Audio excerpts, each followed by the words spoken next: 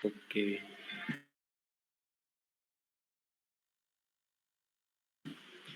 Baik, alhamdulillahirabbil alamin. Untuk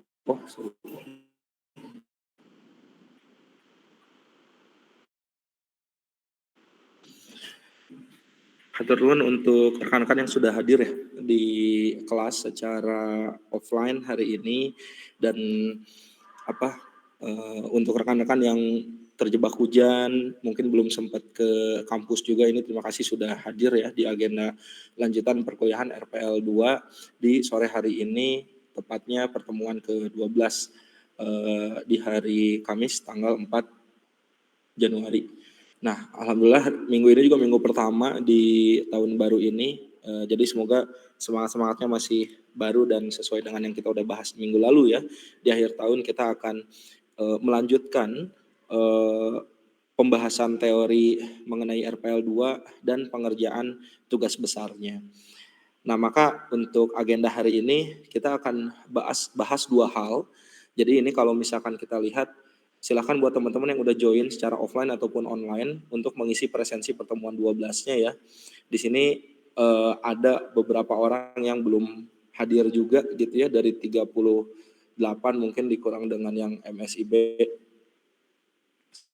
1, 2, 3, 4, 5 orang berarti 32 yang hadir di Zoom baru 20, artinya sekitar masih ada 10 orang nih yang belum join ya secara online tapi secara presensi udah mengisi gitu. Eh, Mangga bisa dikasih tahu lagi buat rekan-rekannya yang belum sempat join untuk hadir gitu di hari ini dan dahulu baru dilanjutkan dengan review gitu. Nah, jadi hari ini, nah ini ya, jadi sesuai dengan rencana, kalau minggu lalu itu saya udah ngebahas satu persatu bab, subbab yang menjadi template di dalam tugas besar RPL 2, maka agenda hari ini adalah kita akan nge-review teman-teman yang udah eh, on time nih, kelompok-kelompok yang udah on time mencantumkan file Google Docs-nya ke sini gitu. Nah, jadi kalau di sini kita lihat, nah ini fancy teh boleh di open request ya sama teman-teman yang lain. Kalau di sini terpantau masih eh, ini masih belum sesuai linknya gitu. Jadi ini buat teman-teman yang lain silakan dicantumkan di sini dulu. Karena nanti setelah pembahasan teori saya akan review satu persatu gitu ya. Jadi kalau di sini masih ada kelompok yang belum mencantumkan link di sini, mangga bisa dicantumkan terlebih dahulu. Oke, itu agenda kita.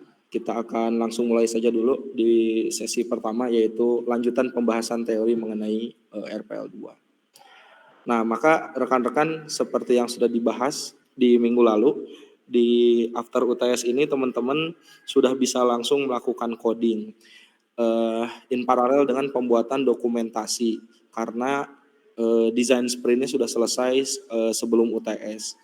Di minggu lalu saya sempat bahas yang pertama mengenai template DPPL, yang kedua saya membahas teori dari kelas diagram dengan konsep OO yang bagian pertama gitu. Nah, maka sekarang kita akan masuk gitu ya ke kelas diagram dan konsep OO bagian kedua. Nah, jadi materi ini akan sangat penting untuk teman-teman yang membuat dokumentasi di bab 3 di bab 4 nantinya. Karena di bab 4 itu akan fokus di kelas diagram. Jadi technical. Nah, karena kelas diagram jadi nanti akan berhubungan juga dengan pembuatan kelas pada codingan yang teman-teman bikin per kelompoknya gitu. Nah, maka harapannya di minggu depan itu yang teman-teman responsikan dengan saya itu sudah masuk ke proses coding gitu. Jadi kalau hari ini yang akan saya review adalah dokumentasinya. Kalau minggu depan progres pengerjaan codingnya sudah sampai mana gitu. Nah itu yang akan dibahas karena kita udah ngebahas materi kelas diagram, jadi harusnya udah bisa inline. Minimal pembuatan database lah gitu ya.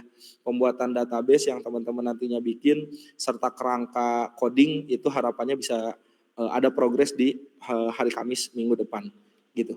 Untuk selanjutnya saya akan bahas materi-materi lanjutan gitu ya, yang kemudian ini bisa digabungkan beberapa materinya di beberapa pertemuan.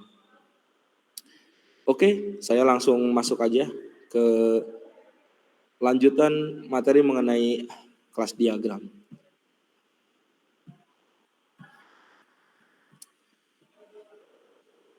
Jadi kalau di minggu lalu kita sudah mereview materi kelas diagram bagian 1 di mana kita nge-breakdown perbedaan paradigma pembuatan perangkat lunak secara terstruktur dan secara objek gitu ya kalau teman-teman masih ingat.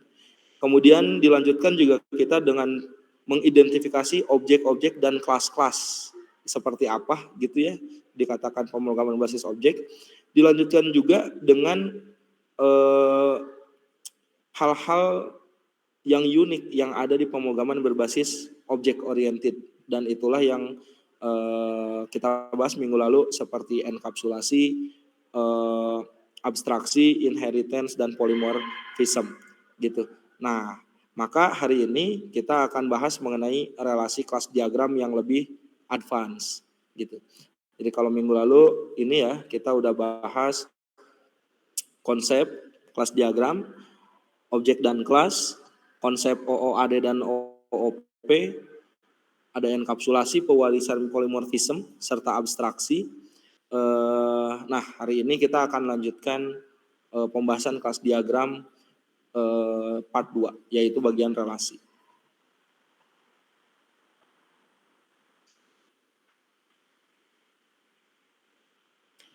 Oke, jadi kalau teman-teman lihat di bagian awal ini ada semacam simulasi. Ini simulasi gitu, karena ini termasuk ke mata kuliah PBO ya gitu.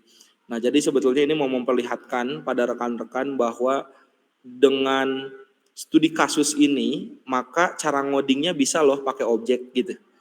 Misalkan studi kasusnya adalah kita pengen bikin satu aplikasi yang bisa menghitung massa jenis kubus. Sisinya diisi, value-nya 5, masanya 250.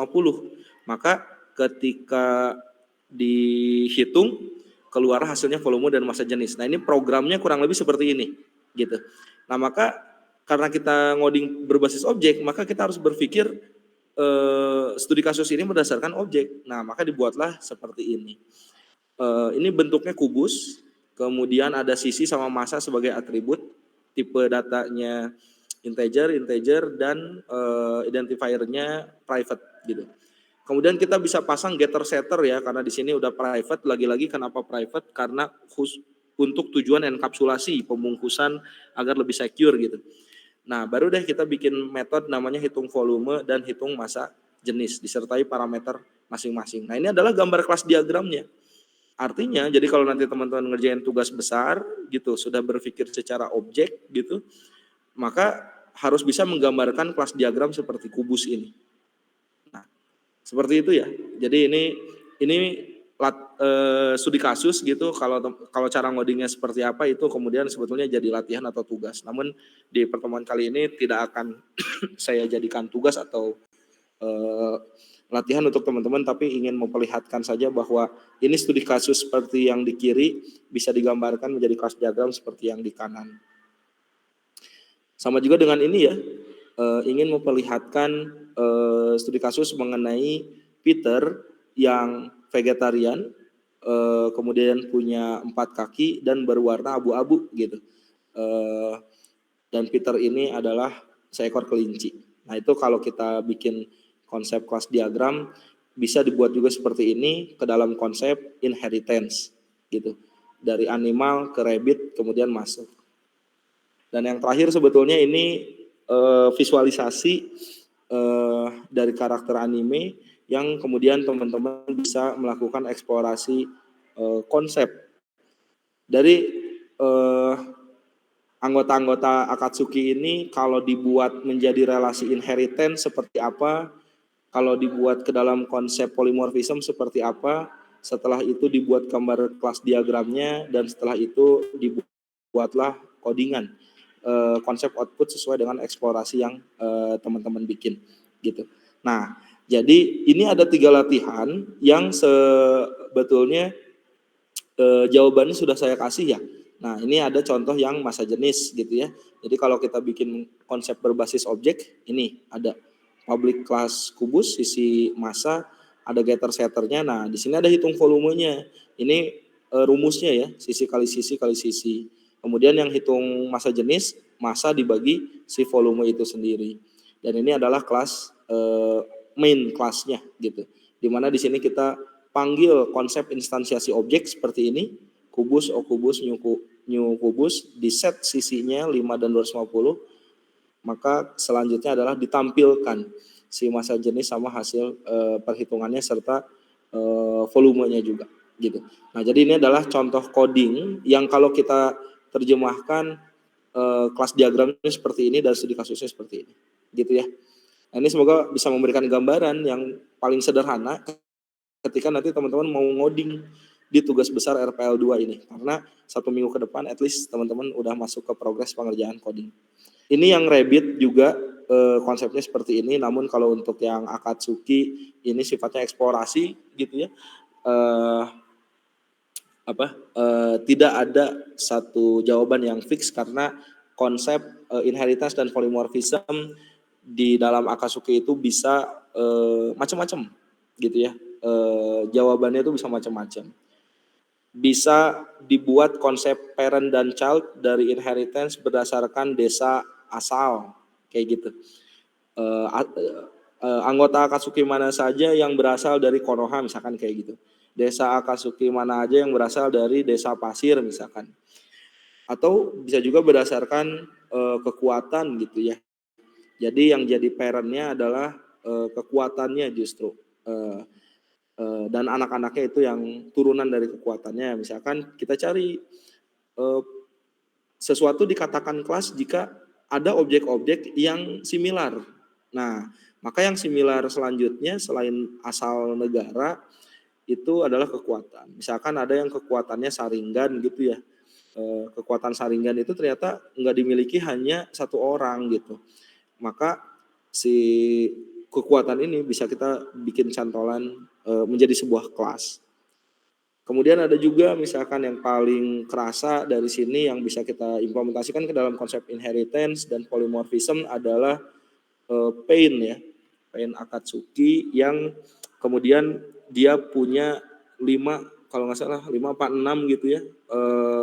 Jelmaan pain-pain yang lainnya. Nah, itu tuh sama konsepnya. Jadi Pain Akatsuki yang rambutnya warna oranye di paling kanan, dia bisa menjelma diri menjadi 5 atau 6 bagian kalau nggak salah. Nah, itu adalah konsep parent and child dari inheritance dan polymorphism yang bisa dibuat dari sini. Gitu ya, itu lebih pada interpretasi mengenai latihan 3 mengenai Akatsuki. Nah, maka seperti yang tadi saya sudah sampaikan bahwa yang namanya kelas diagram itu adalah satu cetakan ketika teman-teman sudah melihat pola kesamaan dari objek-objek yang ada di lapangan. Maka relasi yang ada di kelas diagram itu ada 2. Ada is-e, ada has-e gitu. Kalau is-e itu itulah yang dikelompokkan gitu dengan relasi yang bernama inheritance gitu. Jadi is-e itu contohnya kalau di gambar ini adalah banyak banget hewan. Tapi di sini ada salah satu hewan. Nah, maka hewan ini maka misalkan ini berang-berang laut atau ya berang-berang laut loh ya. Namanya berang-berang laut adalah bagian dari hewan. Nah, maka yang namanya orang tuanya adalah hewan, anaknya adalah berang-berang laut. Gitu. Karena bisa jadi berang-berang laut ini ada banyak. Jadi ada berang-berang laut namanya A, namanya B, namanya C. Nah, itu objeknya tuh. Yang jadi kelasnya adalah berang-berang lautnya. Yang jadi orang tuanya adalah si ini hewannya, bermacam-macam hewannya. Nah itu relasinya is a. Ada juga yang relasinya has a. Nah inilah yang kita bahas. Seperti ruangan kelas has a papan tulis. Nah ini adalah bentuk relasi memiliki. Nah ini yang sering kita bahas di database. Jadi is a adalah bagian dari, has a adalah memiliki gitu. Konsepnya antara papan tulis sama ruang kelas itu memiliki atau dimiliki gitu. Nah dari dua jenis ini diterjemahkanlah ke dalam bentuk relasi UML kelas diagram yang lebih komprehensif ya. Nah teman-teman bisa lihat di sebelah kanan ini adalah inheritance, relasi yang paling kuat karena dia is a, punya tingkat memiliki yang paling tinggi. Nah, dan simbolnya kayak gini ya. Nah ini harapannya teman-teman mengingat-ingat simbol-simbol yang ada di kelas diagram.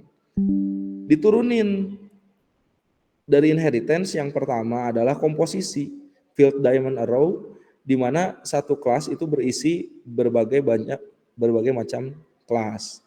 Diturunin lagi dari komposisi ada agregasi, di mana ketika satu kelas dimiliki tapi dapat di-share referensinya ke berbagai kelas. Dari agregasi bisa diturunin juga ke yang namanya asosiasi. Ketika objek bisa bekerja bareng dengan objek yang lain sesuai dengan kebutuhan, dan ada juga dependensi gitu. Yang paling lemah gitu ya, bentuknya das row. Nah, biar teman-teman kebayang, jadi saya akan memperlihatkan contoh coding ya. Nah, artinya ketika nanti teman-teman mulai masuk ngerjain bab 4, itu sudah harus ngikutin konsep ini ketika merelasikan kelas-kelas di dalam coding sesuai dengan gambar kelas diagram. Di kelas diagram itu punya multiplicity, sama kayak di IRD. Jadi kalau di IRD itu ada namanya kardinalitas, 1 ke n ke n, 1 ke 1 gitu. Nah kalau di sini ada namanya multiplicity, sama konsepnya. Cuman bedanya simbolnya beda gitu ya. Ini mah 0,1, 0, bintang. Bintang ini artinya kebanyak gitu. Kalau di kardinalitas di IRD itu ke n biasanya gitu. Nah, jadi ini yang dibutuhkan teman-teman pahami ya. Konsep dari kelas diagram itu sebetulnya paradigmanya bisa kita sandingkan dengan relational diagram atau IRD. Sebetulnya bisa. Nah, yang membedakan adalah kalau IRD kan di database tuh. Kalau kelas diagram di dalam coding. Itu bedanya. Maka yang namanya relasi pada kelas itu adalah pertemuan objek dari satu kelas ke kelas yang lain. Gitu. Contoh kalau yang tadi ya, ini contoh paling sederhana nih, codingan yang tadi.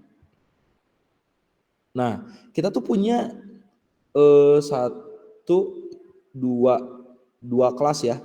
Ada kelas animal, ada kelas rabbit. Masing-masing kelas ini nanti akan masuk ke public kelas kucing.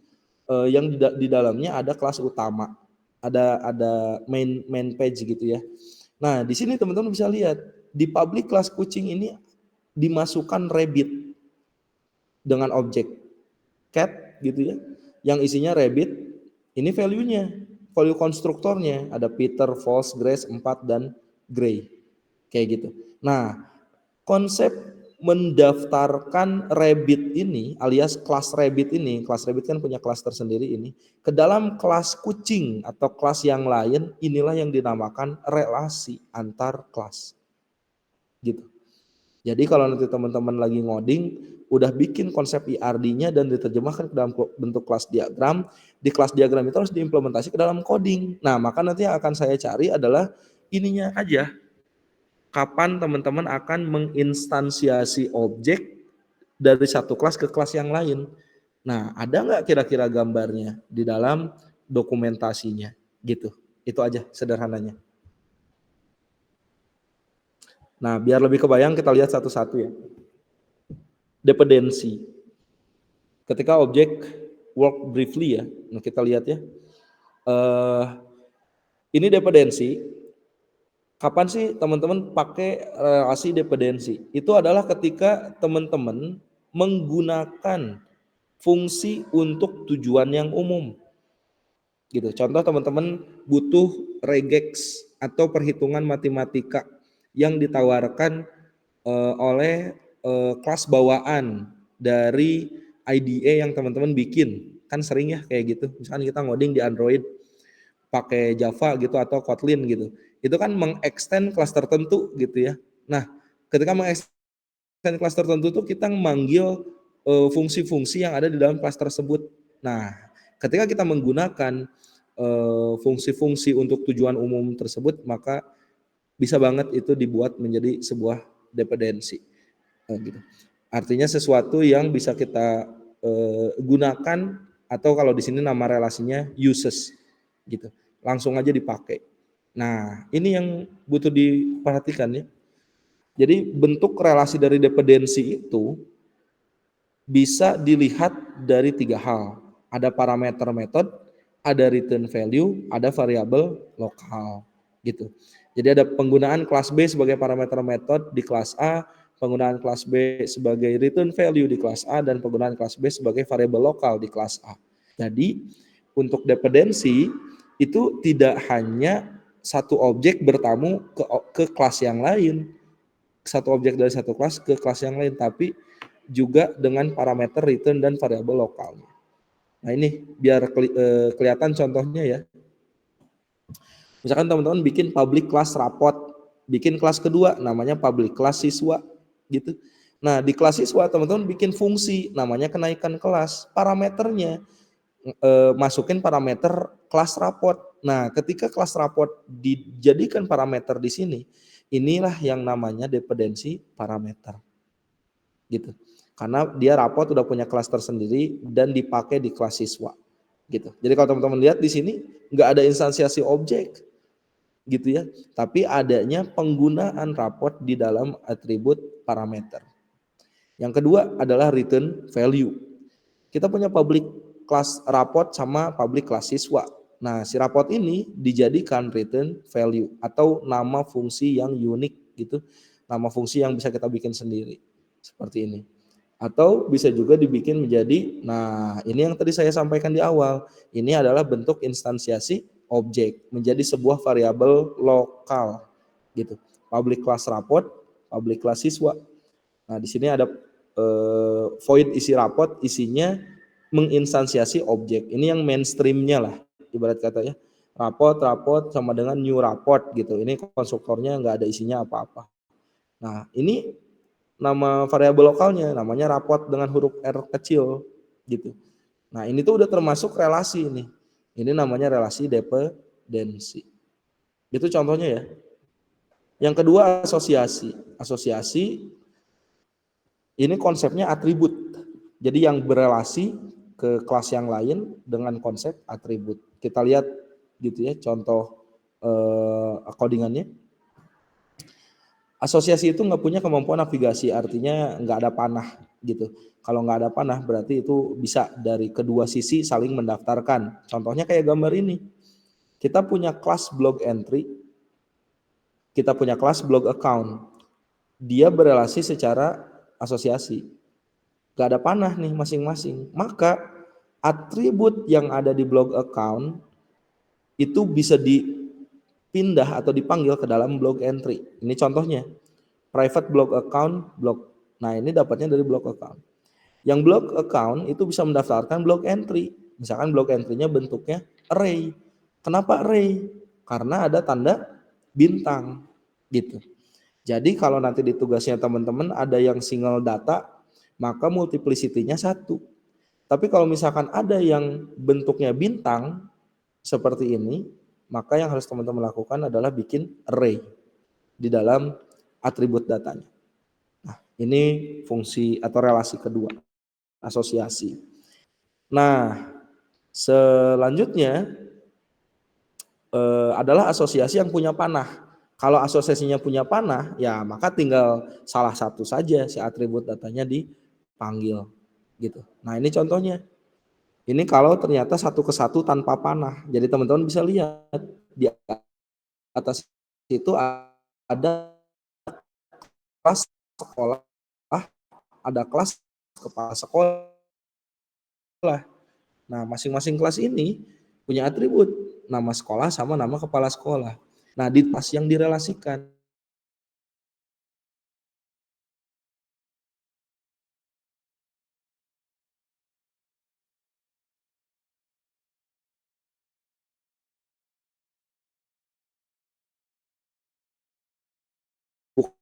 bukan integer, bukan boolean, tapi langsung nama kelas. Nah, ketika teman-teman udah bikin konsep kayak gini, maka ini namanya association bidirectional satu ke satu. Ini implementasinya di dalam kelas utamanya ya. Ketika kita ngeset si sekolah sama kepala sekolahnya udah punya value, terus asosiasinya kita bisa lihat di sini nih. Sekolah.set kepala sekolah diisi kepala sekolah.set sekolah diisi variabel sekolah yang ada di sini. Habis itu udah bisa jalan. Kemudian ini contoh yang kedua dari bidirectional satu ke satu. Advertiser sama account konsepnya sama gitu, ini yang diwarnain merah. Kemudian ada satu ke banyak. Nah, ini yang tadi saya sampaikan. Yang menjadi satunya adalah string nama kelas, yang menjadi kebanyaknya adalah array atau bentuknya linked list dari mahasiswa. Kayak gini. Nah, ini bidirectional satu ke banyak. Nah, selain satu ke banyak, ada juga yang namanya banyak ke banyak atau n ke n. Nah, sama konsepnya sama kayak IRD. Jadi kalau ada n ke n, maka teman-teman harus bikin kelas baru. Kalau di database harus bikin entitas baru gitu. Ada anggota keluarga, ada pekerjaan, banyak ke banyak. Nah, seperti ini contohnya. Jadi kita punya kelas anggota keluarga, isi atribut dan metodenya gini, ini punya pekerjaan. Nah, kita punya kelas baru namanya pekerjaan rumah. Nah, maka di sini bentuknya udah majemuk nih. Bentuknya stack gitu. Stack anggota keluarga, stack pekerjaan gitu. Nah, ini adalah bentuk-bentuk majemuk gitu ya. Data-data yang banyak, hasil dari relasi banyak ke banyak. Dan ini contoh implementasi di kelas utamanya. Itu yang kedua, mengenai asosiasi. Nah, sebetulnya untuk yang ketiga dan keempat mengenai agregasi dan selain agregasi yang terakhir adalah komposisi, itu konsepnya sama. Yang direlasikan adalah atribut datanya. Namun yang menjadi pembeda di dalam agregasi dan komposisi adalah tingkat kepemilikannya, kuat atau enggak. Jadi relasinya namanya has a atau memiliki, itu tuh tingkat memilikinya lebih kuat atau enggak. Itu aja sih yang jadi pembeda. Maka kalau lebih kuat dari asosiasi itu teman-teman bisa pakai ketupat yang putih gitu ya. Karena dia has a, nah maka dia tidak bisa disosiasikan di parent class, sehingga keberadaan parent class tidak akan memberikan pengaruh. Nah, ini contohnya agregasi. Jadi kita punya satu ke banyak dari program studi, itu ada link list, yaitu list dosen, dan di sini ada nama dosen gitu. Jadi yang namanya agregasi satu ke banyak, nah yang banyaknya ini adalah ada list dosennya gitu. Ini yang kemudian kita relasikan ke si nama dosen.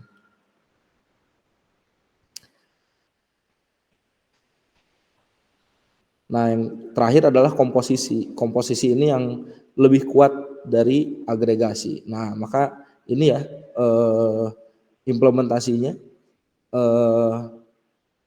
Komposisi itu adalah data relationship, artinya objek dari child class itu bisa diinstansiasi ke dalam parent, sehingga apabila parent classnya nggak diinstansiasi, maka kelas childnya juga nggak bisa ikut terinstansiasi. Ini PC dan motherboard satu ke satu ya.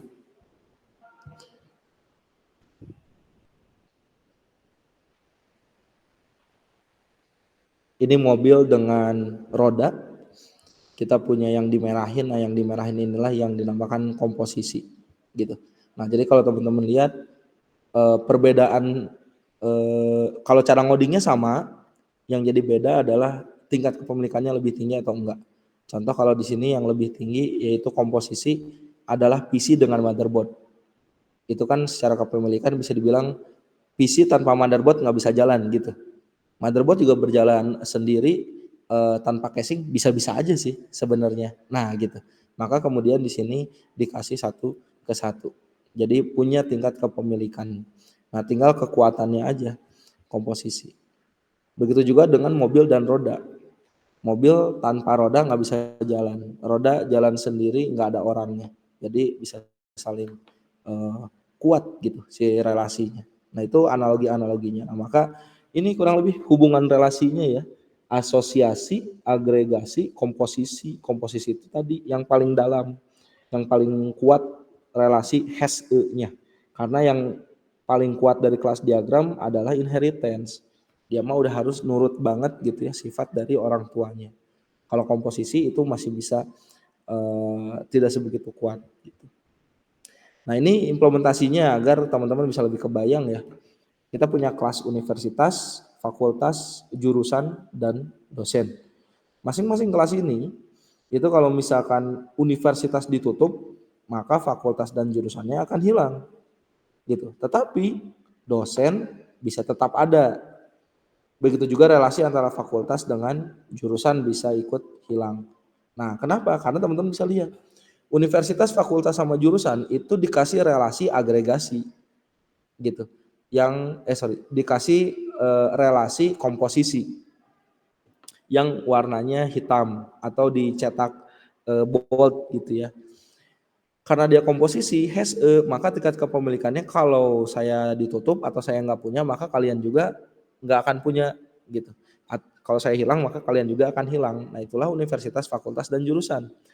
Tapi sebagai dosen itu tetap masih ada kok andaikan si jurusan itu dihilangkan kayak gitu karena dosen bisa jadi ngajar di universitas yang lain misalkan gitu analoginya.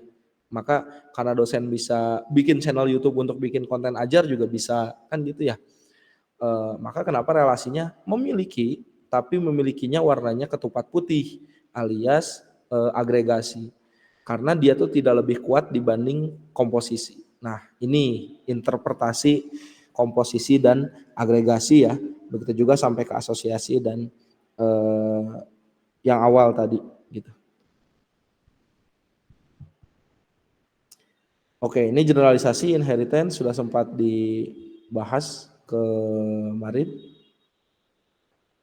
Dan yang paling terakhir yang bisa saya share dari materi hari ini adalah desain pattern. Nah, jadi rekan-rekan untuk relasi dalam kelas diagram kurang lebih seperti itu, gitu. Kita selesaikan sampai komposisi tadi udah dan contoh-contohnya juga udah ada. Semoga rekan-rekan bisa lebih kebayang terkait dengan materi relasi kelas diagram disertai contoh-contohnya ke dalam codingan. Nah, biar teman-teman bisa lebih kebayang mengenai materi kelas diagram relasi ini, maka teman-teman bisa mempelajari yang namanya desain pattern. Desain pattern itu adalah satu framework yang bisa digunakan kembali karena awalnya itu tidak standar. Nah, jadi masalah-masalah yang muncul kenapa sih teman-teman kalau ngoding butuh desain pattern? Karena kebutuhannya bisa selalu berubah, kebutuhan requirement atau use case-nya. Yang kedua, ada beberapa fungsi yang ingin digunakan kembali si komponen-komponennya. Nah, itu tuh gimana caranya gitu. Terus pengen dapetin gambaran secara umum antar satu programmer dengan sistem analisnya gitu ya agar bisa lebih terlihat. Dan bisa jadi style coding antar satu programmer dengan programmer yang lain itu berbeda. Maka biar style codingnya terstandarisasi minimum, maka dibuatlah desain pattern.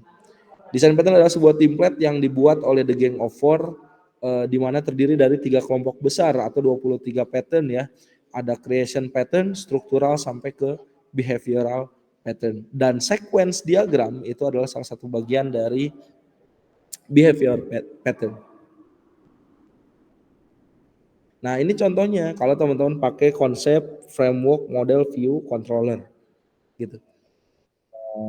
Dari browser orang akses sebuah website itu sebetulnya masuk dulu ke kelas controller. Dari kelas controller kemudian apa, dia akan mengecek kalau misalkan butuh data akan ngambil dari model, kalau butuh ditampilkan akan dilemparkan browser. Nah, ini adalah pattern gitu ya, dengan metode MVC. Nah, ini kalau misalkan ternyata dimasukkan datanya ke dalam database, manusia sebagai user itu akan melihat class view dulu, alias tampilan kelas-kelas yang sifatnya front end view. Setelah dari view, data dikirimkan dari data modelnya ke dalam controller, kemudian ada data model selanjutnya masuk ke kelas DAO, habis itu bisa masuk kelas database dan betul-betul bisa masuk database. Jadi result set, balik lagi ke DAO, ke controller, dan ke view. Ini semua diampuk ke model. Nah, ini namanya MVC, arsitektur. Ini contoh aplikasinya. Tapi kalau teman-teman mau nonton lebih mendalam mengenai model view controller yang menggunakan konsep MVC, bisa lihat channel YouTube saya di sini gitu. Dan juga kalau teman-teman mau membuat kelas diagramnya, melakukan konsep reverse engineering. Jadi teman-teman ngoding dulu nih kayak gini, nanti beres ngoding baru di generate gitu ya si source code-nya ataupun relasinya. Itu teman-teman bisa tonton di channel YouTube saya ini. Ada 5 part yang menjelaskan mengenai model view controller gitu. Oke, ini adalah materi mengenai RPL 2 relasi diagram part 1. Sampai sini mungkin ada yang ingin ditanyakan atau didiskusikan dulu mengenai kelas diagram.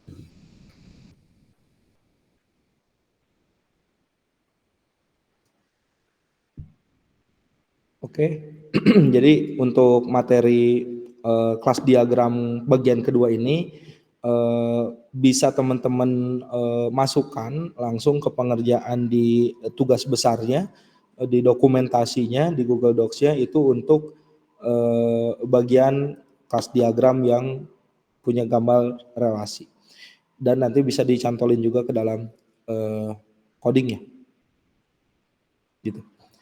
Oke, kalau tidak ada yang ingin didiskusikan mengenai materi kelas diagram part 2, kita langsung akan move ke kelompok masing-masing nih untuk nge-review satu persatu kelompok yang sudah mengumpulkan. Harapannya di kelas ini minimal ada perwakilannya dari setiap kelompok yang ada agar bisa dicatat gitu, dan kemudian bisa diperbaiki jika ada yang kurang dan bisa di-enhance jika ada yang ingin diperbaiki gitu ya. Oke, namun saya coba reminder dulu di grup. Jadi ini reminder untuk minggu depan kita akan bahas mengenai materi lanjutan dan mengecek.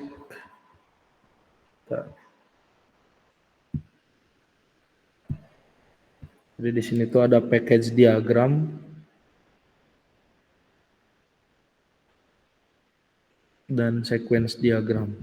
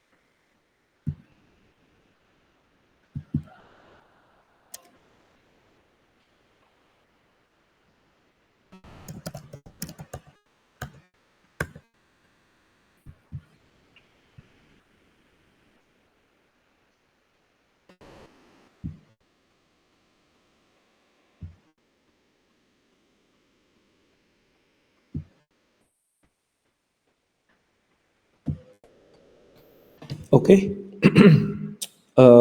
kita akan masuk ke responsi untuk rekan-rekan yang sudah mengerjakan. Jadi kita akan coba mulai ngecek nih.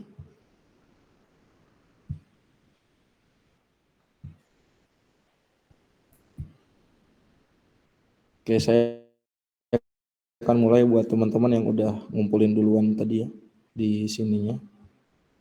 1, 2, 3. Untuk rekan-rekan kelompok yang lain bisa segera di upload ya.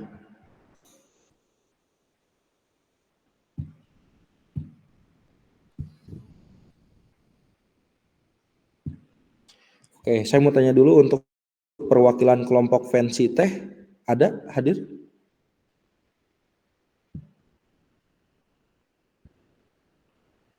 Perwakilannya ada ya? Perwakilannya ada ya? Ada Pak.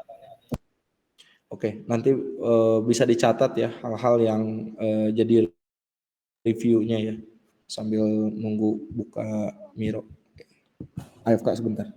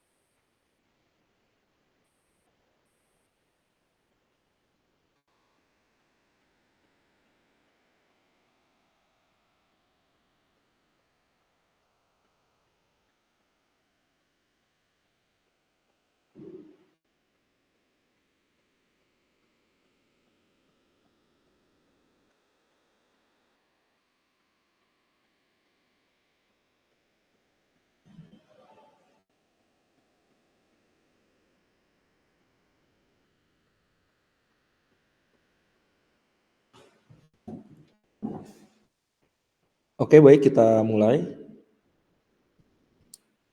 Untuk rekan-rekan kelompok yang lain juga bisa menyimak ya, karena review dari saya itu kan menyesuaikan standar yang minggu lalu saya udah sampaikan.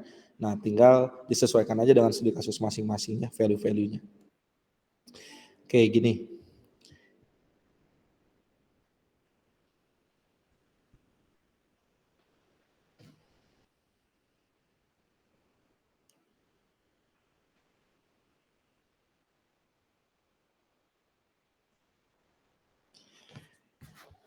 Oke, jadi teman-teman yang harus diperbaiki dari awalan latar belakang ini dari kelompok fancy teh adalah ini adalah tulisan ilmiah. Maka jangan ada nama-nama orang di-mention di sini. Gitu ya. Jadi sekali lagi, kalau kemarin teman-teman kan sempat ngelihat template dari saya ya, itu kan saya udah sampaikan juga ada beberapa bagian yang sebetulnya bisa di-enhance. Dari contoh studi kasus yang saya berikan juga tidak seluruhnya sempurna si contoh itu teh. Maka saya sampaikan revisi-revisiannya di minggu lalu. Nah, pertama yang harus dihilangkan adalah ini. Jadi ini tuh nggak usah ada gitu. Ini nggak usah ada, langsung aja ngomongin tentang kebakaran gitu.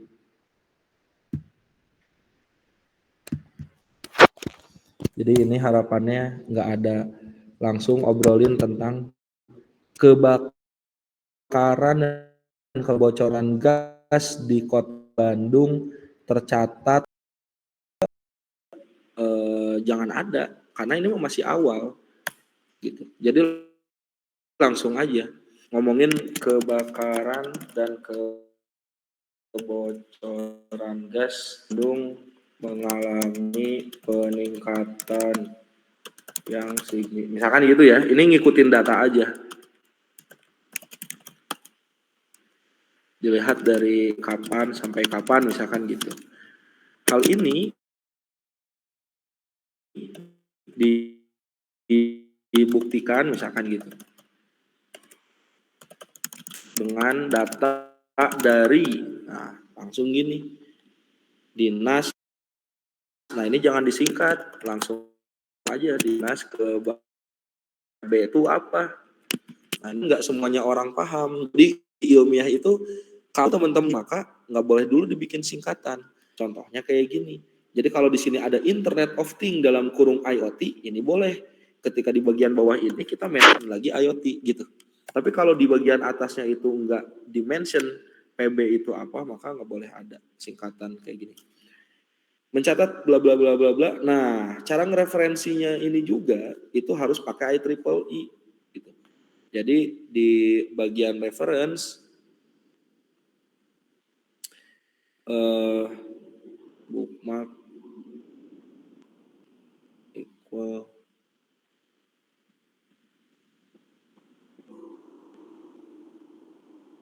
ini yang sering saya sampaikan ya. Jadi cara ngereferensi itu ya betul, tapi teman-teman bisa pakai gunakan standar IEEE gitu.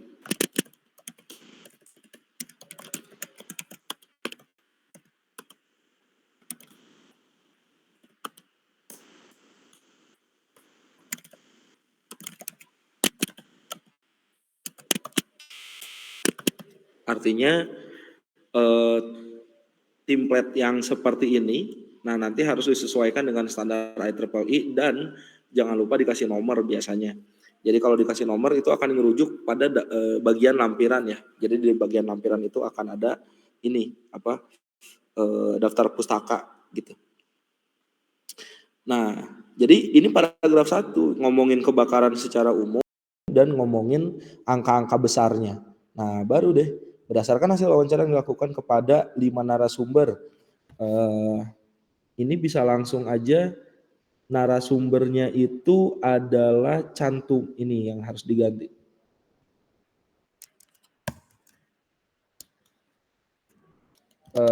Ini nih yang harus diganti. Segini. Nah, jadi yang harus dicantumin di sini adalah Berdasarkan hasil wawancara yang dilakukan kepada 5 narasumber dengan customer segmen. Gitu. Dengan customer segmen misalkan ya, ini customer segmennya teman-teman apa nih, mahasiswa misalkan kan gitu, udah bikin kan kemarin kan. Nih, kita lihat lagi aja mironya. Ini customer segmen teman-teman tuh apa, yang mahasiswa umur berapa sampai berapa, yang apa. Nah, ini nih harusnya. Nah, ini gini. Jadi yang namanya customer segmen itu adalah satu kelompok. Nah, ini satu kelompok yang umum gitu. Berarti kan kalau kayak gini, pengawas manula usia lebih dari 7. Pengawas manula itu gimana maksudnya?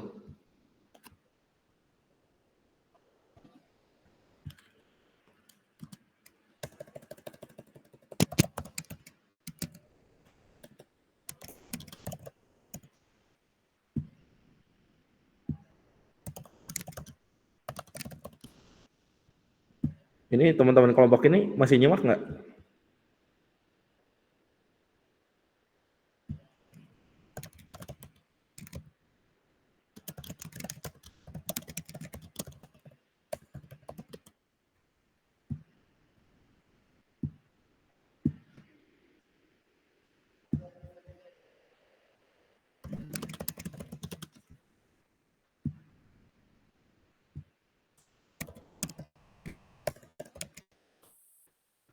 Sorry.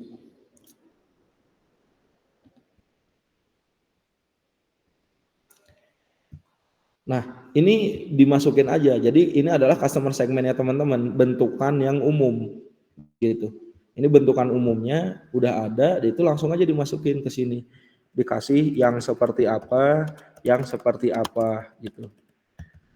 Nah, di mana selama 5 November ditemukan masalah utama yang dihadapi oleh mereka gitu. Jadi area nama-nama yang ada di sini mah nggak usah ada gitu. Tapi yang namanya ilmiah adalah customer segmennya yang dimasukin. Gitu. Nah, baru di sini masalah utama. Masalah utamanya, nah ini udah nggak usah lagi ngomongin nama orang gitu. Tapi udah langsung aja masalah yang umum gitu. Masalah yang umum, di mana ada 5 narasumber bahwa sebanyak 60% mengalami hal yang sama. Ini ada lemah fisik gitu. Terus ada manula jatuh, kebakaran, ditakutkan kebakaran emisi.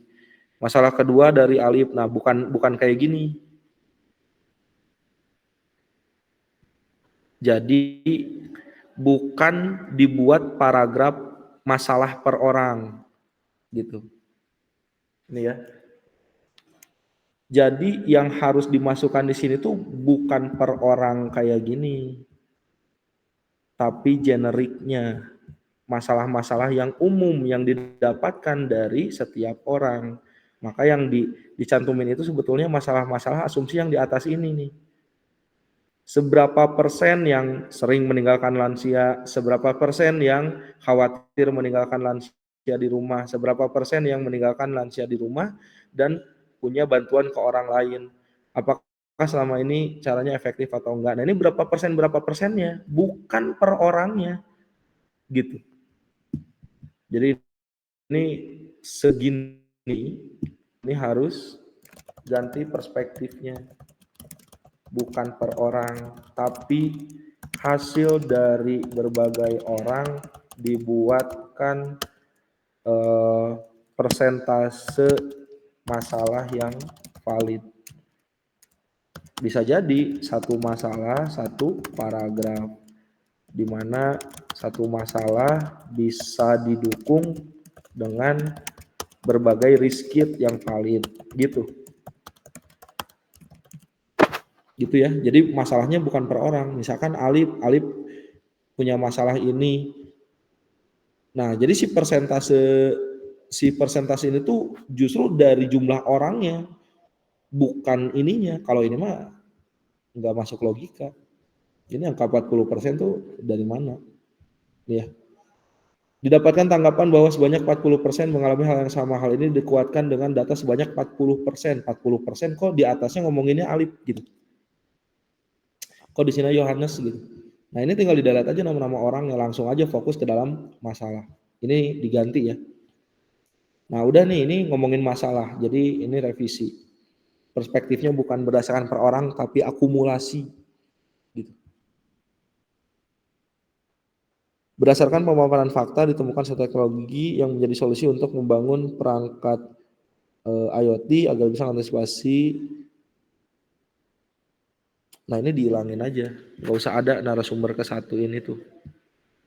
Ini nggak usah dimention, nggak usah dimention, gitu. Jadi langsung bikin, eh,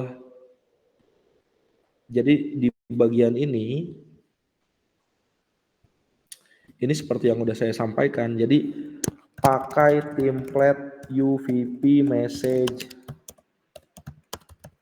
Teman-teman tuh udah bikin UVP message. Ini adalah paragraf mengenai UVP message. Mana UVP-nya? Nah ini. Ah, UVP message aja segini. Ini UVP message-nya jelek ya. UVP message itu template-nya udah pernah saya share. UVP message itu udah ngomongin mana sih contohnya?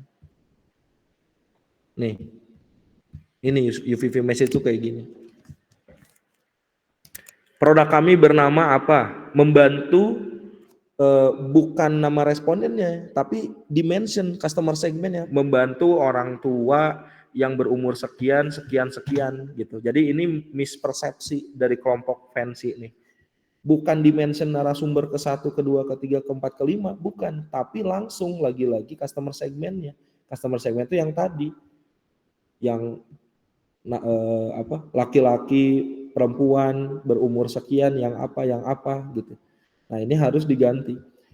Yang memiliki job seperti apa dan dengan mengurangi, nah ini adalah kalimat-kalimat masalah untuk mencapai solusi-solusinya apa. Berbeda dengan kompetitornya yang punya value seperti apa.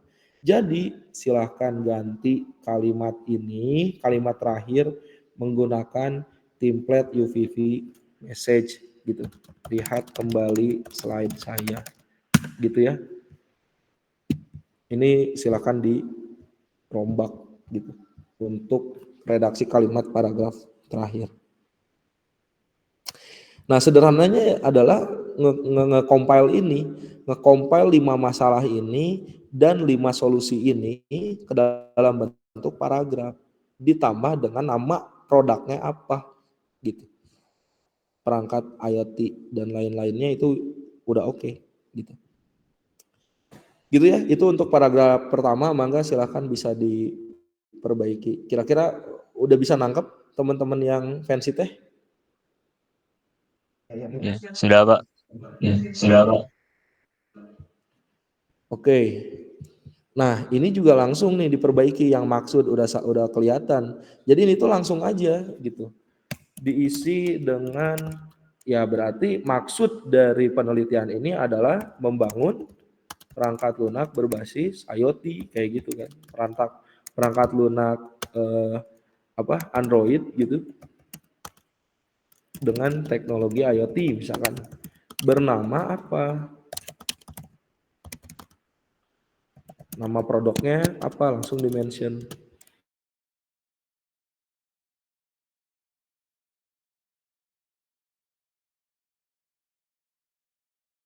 Masuk ke substansi konten ya, yang sifatnya value nih. Kalau tadi substansi konten yang sifatnya data-data dasar, latar belakang, sekarang kita masuk nih. Jadi bagian ini bagian yang krusial ya. Saya akan banyak mengkritisinya di bagian ini justru di latar belakang, identitas masalah dan tujuan.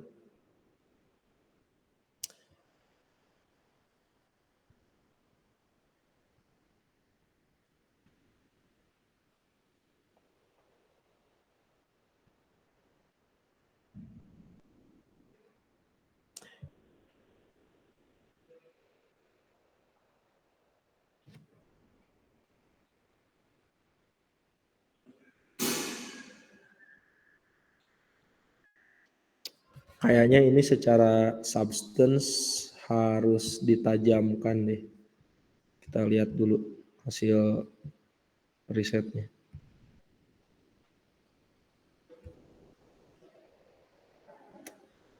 Membuat IoT untuk mengantisipasi kebakaran dan kebocoran gas.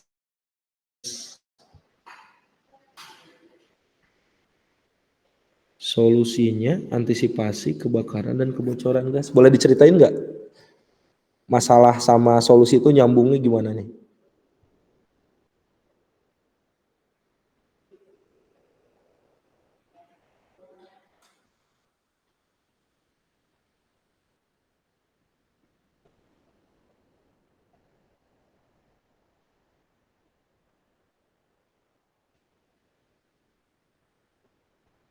Gimana?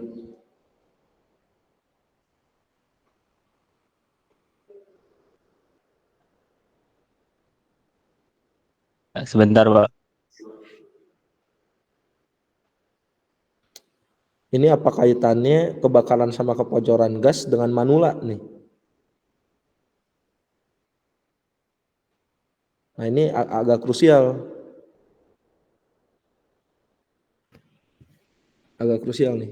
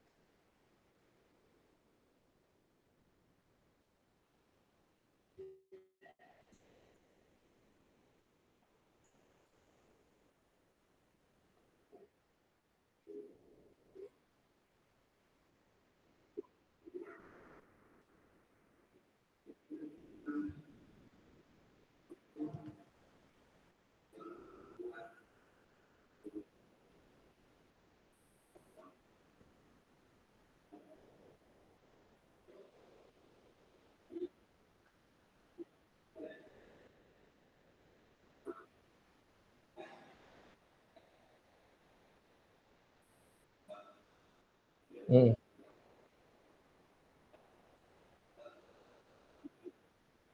hmm, hmm,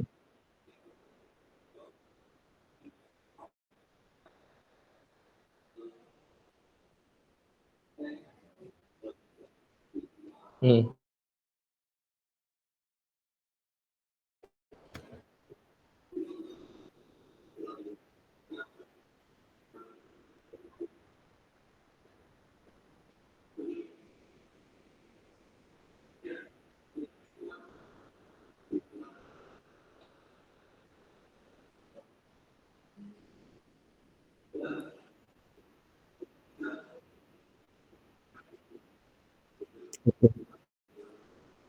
Oke, ini IoT-nya ada alat yang dipasang di gas atau gimana nih?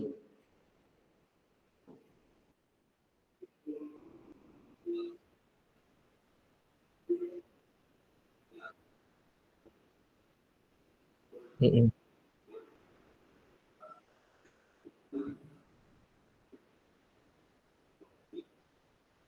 hmm.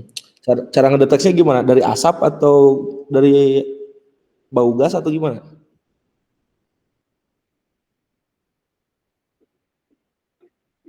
Hmm. Infrared flame itu ngedeteksi apa? Api atau apa? Api ya, sama sensor buat udara gitu. Yang gas.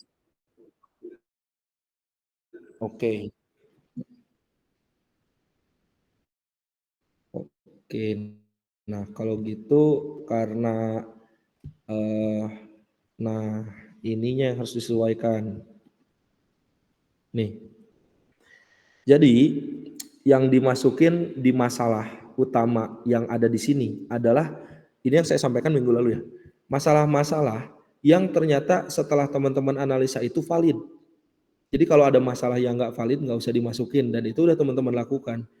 Kalau saya lihat di sini kan, ini ya, saya lihatnya dari data ini ya yang udah teman-teman bikin.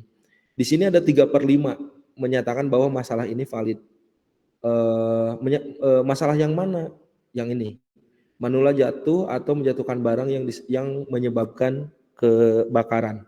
Nah, kalau konteksnya riskit asumsi ini dan ininya masuk gitu ya, 3/5 dikatakan sukses, maka ini diambil gitu. Ada juga yang kedua, ternyata terjadi kebakaran atau seisi rumah bau gas. Ini 1/5, artinya masalah ini udah nggak usah, bukan riskit asumsi ini udah nggak usah dijadiin masalah gitu. Nah, terus ini tuh kan riskit asumsi ya, teman-teman. Ini tuh riskit asumsi gitu. Jadi masalah itu adalah sesuatu yang lebih umum. Di mana riskit asumsi itu adalah pendukung dari masalah itu bisa terjadi gitu. Jadi maka kemudian kenapa kemarin tuh saya nyaranin teman-teman tuh bikin ini ya, bikin 3 javelin gitu waktu awal-awal tuh. Karena ya harapannya satu ini kan sama nih, harusnya customer-nya sama, jadi nggak beda-beda nama kayak gini, ada problem, ada riskit gitu. Itu tuh masalahnya tersampaikan yang global dulu. Nah, maka yang ini adalah behavior-nya. Jadi riskit asumsi itu kan behavior, action, dan mental.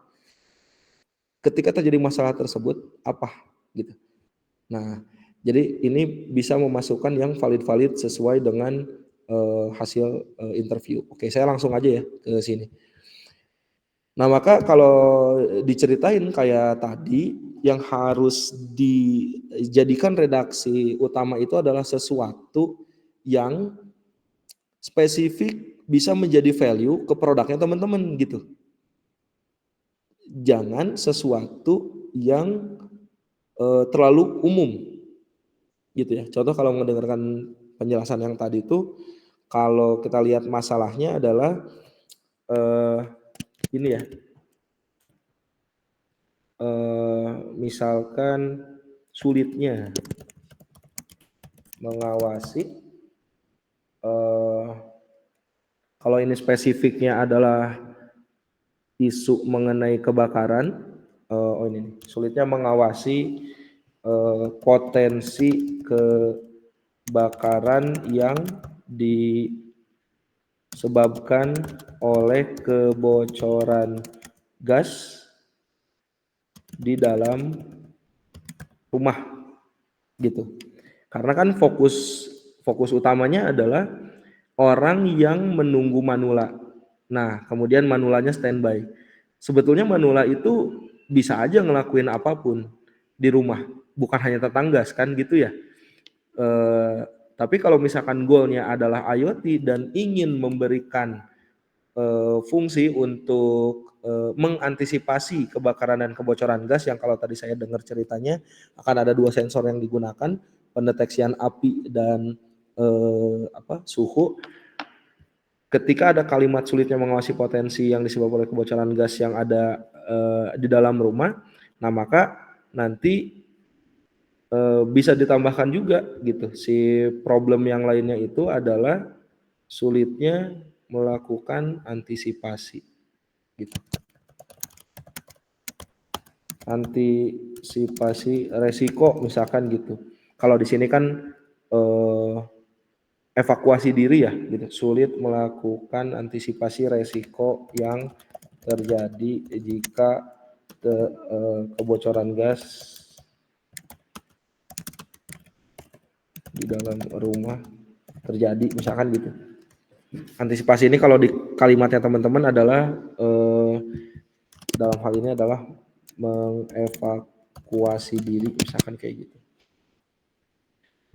Nah, bisa jadi ini redaksi kalimat yang ada di sini ya.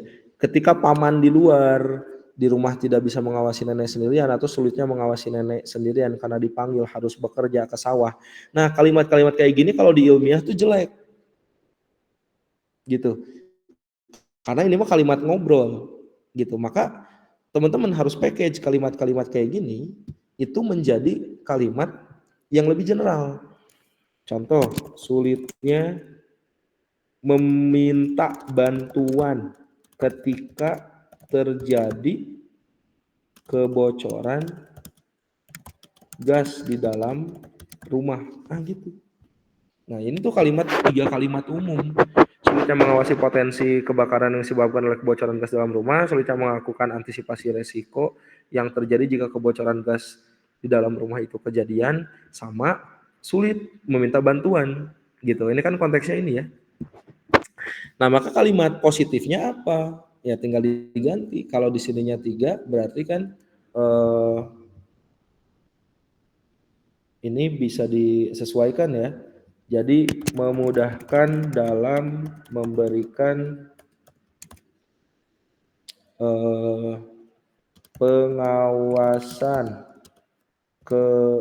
pengawasan pendeteksian kebocoran gas di rumah. Nah, ini tuh untuk ngejawab masalah yang ini potensi kebakaran gas. Artinya dengan teman-teman menggunakan sensor bau gas sama api gitu. Nah, maka si kalimat masalah ini proven gitu kan. Nah, kemudian ketika kejadian misalkan nih memudahkan pengawasan, artinya tuh dalam pendeteksian. Oh, udah nih, ternyata kedeteksi. Apa yang harus dilakukan setelah terdeteksi? Nah, maka di sini kalimatnya adalah memudahkan memberikan notifikasi gitu ya. Atau pengingat gitu. Pengingat untuk mengantisipasi. Kalau di sini kan kalimatnya memudahkan pengguna untuk mengingatkan nenek agar berhati-hati gitu ya. Nah, ini tuh kalimatnya kurang bagus gitu untuk ilmiah tuh. Tapi bisa diganti memudahkan memberikan pengingat gitu kepada, nah ini nih, kepada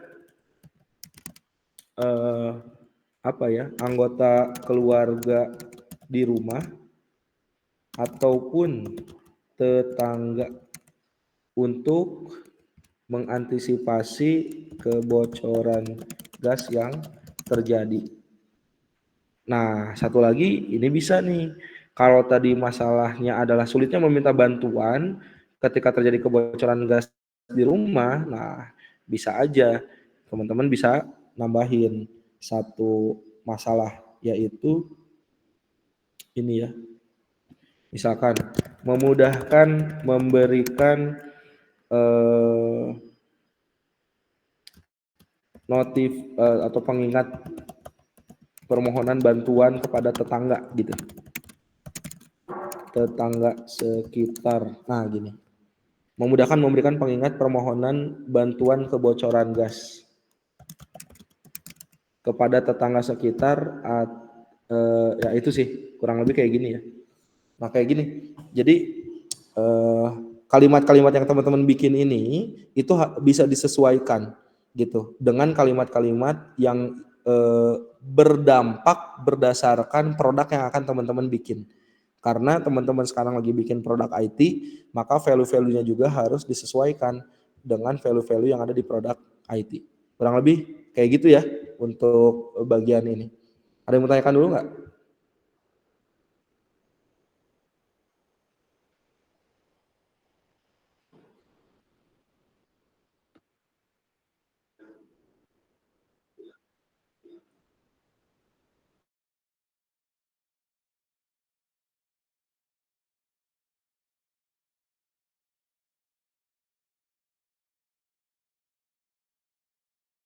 Bukannya dari manusia gitu, karena bisa jadi dari si ininya, si barangnya atau alatnya gitu ya. Nah, di sini juga jadi contoh kayak di sini ya, memudahkan mengawasi nenek bagi pengguna yang sedang bekerja. Nah, ini tuh kalau saya analogikan ke dalam sebuah fitur di dalam produknya teman-teman, CCTV sebenarnya. Kalau solusinya adalah mengawasi nenek. Akan berbeda kalimatnya jika memudahkan memberikan pengingat permohonan bantuan kebocoran gas kepada tetangga sekitar. Oh, ini mah tinggal dikasih notif aja, kirim ke WhatsApp gitu. Nah, itu bisa tuh. kirim ke WhatsApp siapa misalkan. Nah itu bentuknya. Nah gitu ya. Jadi sekali lagi bentuk-bentuk kalimatnya aja yang harus disesuaikan dengan substansi yang teman-teman bikin.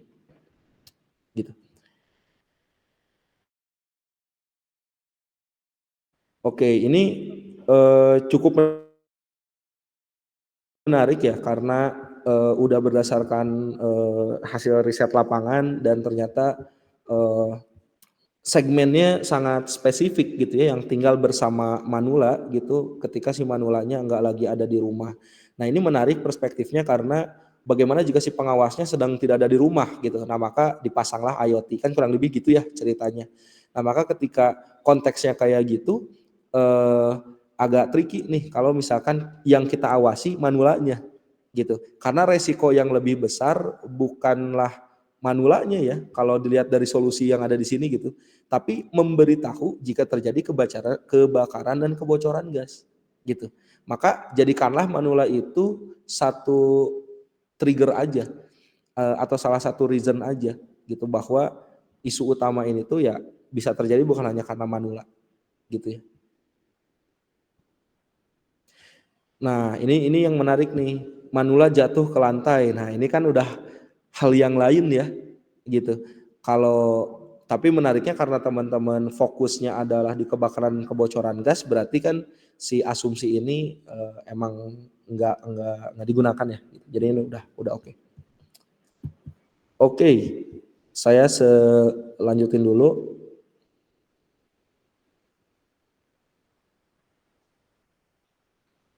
Oke gini. Nah, jadi sekali lagi ya, yang ada di bagian ini eh, wawancara dan survei itu adalah cantumin tabel hasil interview.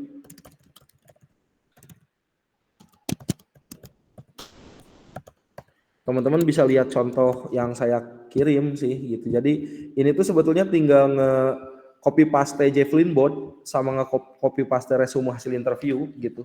Jadi nanti ini di apa di capture gitu terus dimasukin ke sini. Tapi ini mah dirapihin aja ya sama sama teman-teman dirapihin gitu.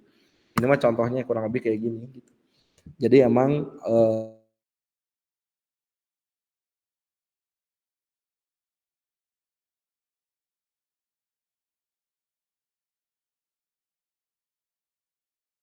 gitu ya.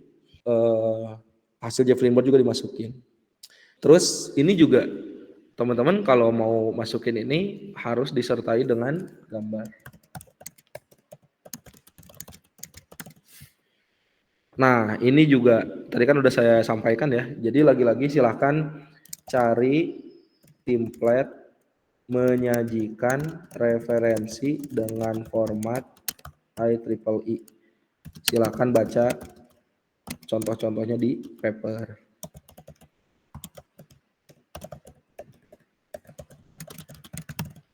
Nah, referensi yang ada di sini karena ya referensi yang ditulis di bagian ini sebaiknya disimpan di daftar pustaka yang ada di lampiran gitu, bukan di bagian bab ini gitu.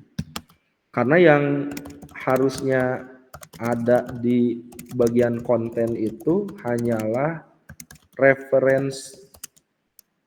referensinya saja sesuai template IEEE gitu ya. Nah ini mah ini akan berpengaruh di bab 2 ya. Jadi ini kalau masih ada salah-salah di bab 2 ya ini rekomendasi dari sayanya kayak gini. Oke. Oke, ini udah ada berarti eh si surveinya wait.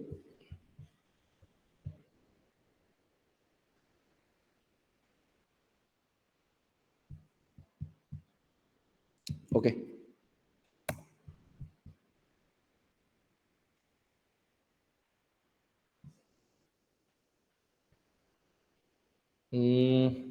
gini. Di subbab metodologi penelitian itu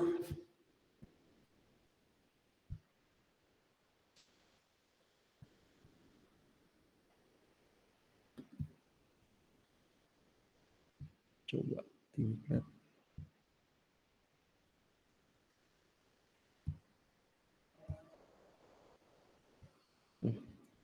Nggak ada template-nya, ini dia.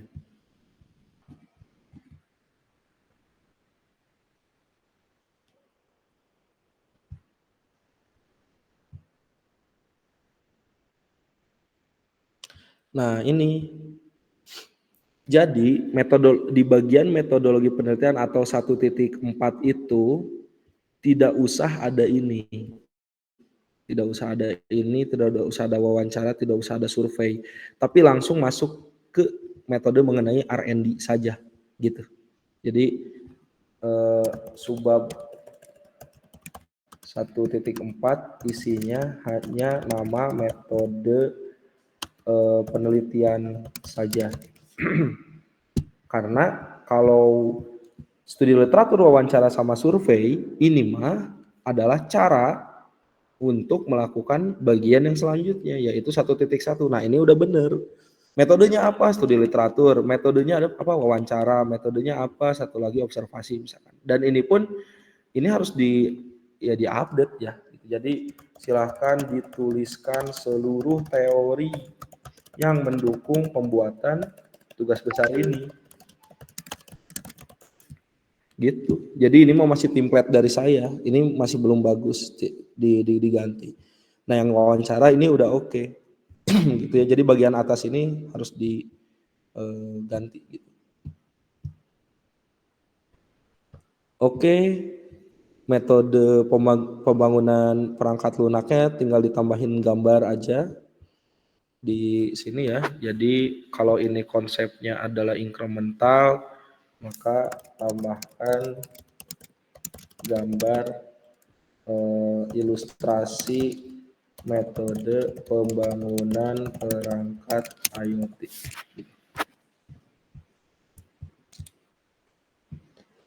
Oke, nah selanjutnya teman-teman, kalau udah mau mulai masuk ke bab 2, itu pastikan teman-teman langsung pakai break gitu, page break gitu. Jadi ini udah pasti kalau teman-teman mau nambah halaman berapapun di bagian atas gitu ya, si page break ini otomatis akan nge-enter ke halaman selanjutnya. Jadi jangan pernah setiap bab itu teman-teman ada di bawah sini gitu, tapi langsung dibikin page break. Jadi kalaupun ini nambah gitu ya paragrafnya sampai bawah, ini pasti ada di halaman baru. Dan ini pun ini harus dirapihin lagi ya sesuai dengan guidance yang ada di sini gitu. Minimal si tata letaknya itu pakai tambahan kata bab misalkan, itu boleh gitu. Nah, ini tuh minimal break ya. Jadi dari sini kalau misalnya masih ada halaman luas, maka ini tinggal dipindahin ke halaman selanjutnya. Atau mau ditambahin pakai bab boleh. Kemudian di sini juga kan konsepnya adalah kayak gini. Jadi ada paragraf dulu. Jangan, ini tips ya. Jangan di awal paragraf itu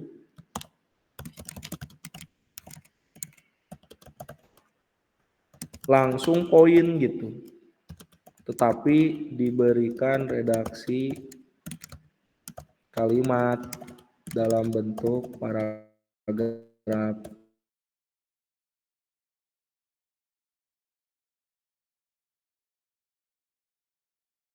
Gitu, baru bisa dibikin poin.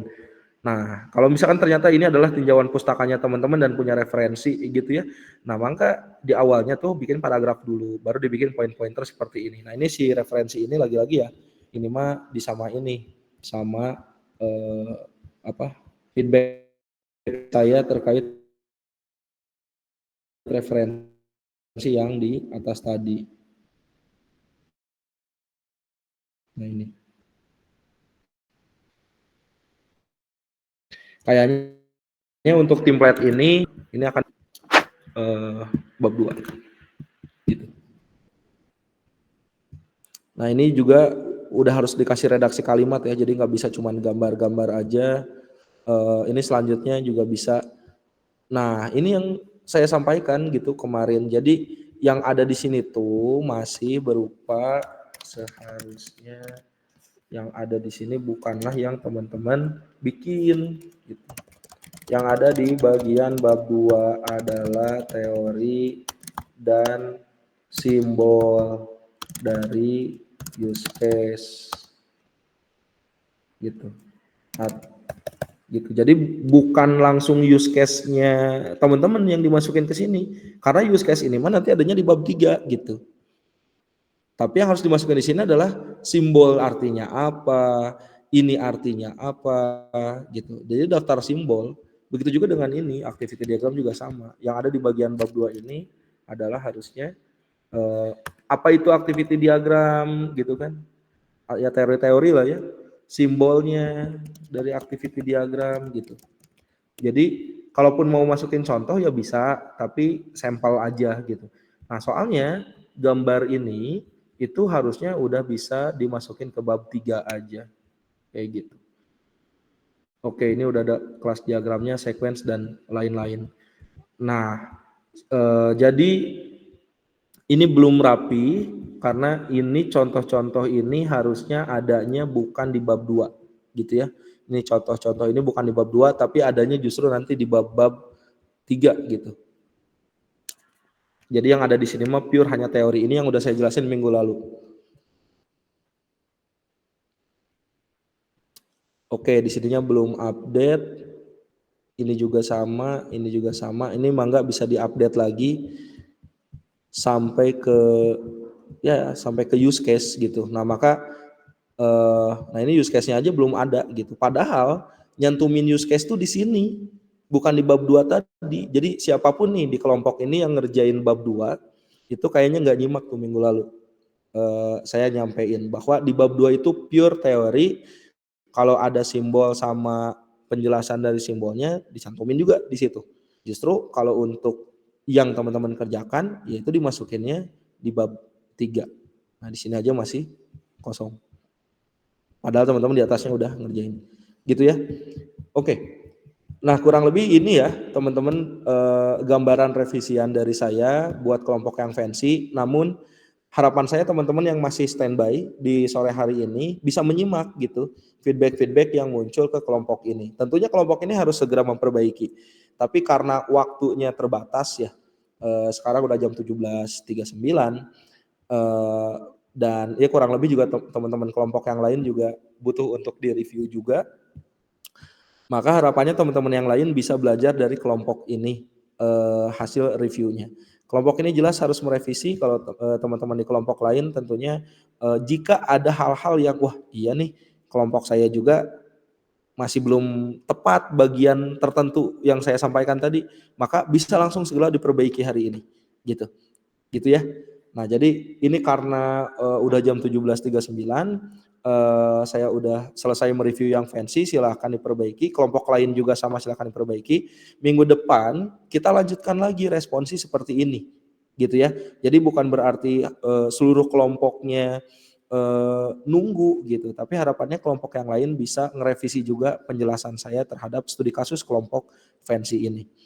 Nah, yang menjadi minggu depan itu ada tambahan. Jadi selain teman-teman memperbaiki tata bahasa, kerapihan, bahkan konten substansi dari laporan DPPL, tambahan minggu depan adalah harapannya udah ada update progres minimal dari engineering-nya atau coding-nya gitu ya.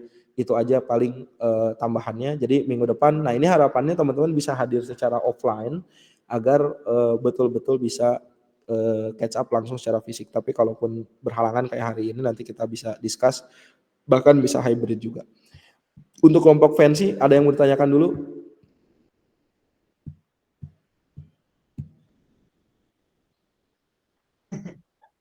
Cukup.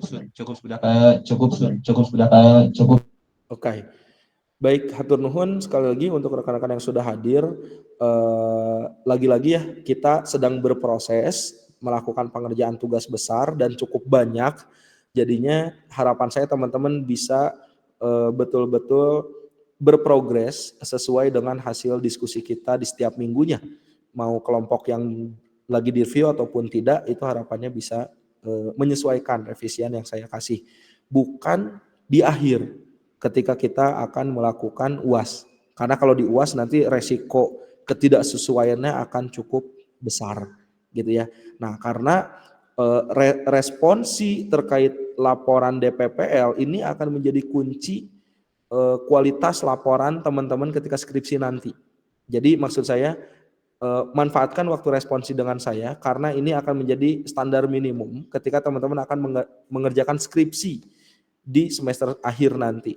Soalnya skripsi itu sendirian, kalau sekarang tuh masih kelompok. Jadi manfaatkan untuk responsi. Gitu aja dari saya. Baik, hatur nuhun untuk rekan-rekan yang sudah hadir ya.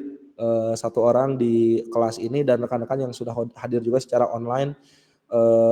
Dan mungkin teman-teman yang belum bisa hadir di online ataupun offline namun sudah mengisi presensi, yang penting apa yang saya sampaikan teman-teman bisa nangkep, paham dan bisa diimplementasikan ke proyeknya masing-masing untuk penguatan skill teman-teman masing-masing di mata kuliah RPL 2.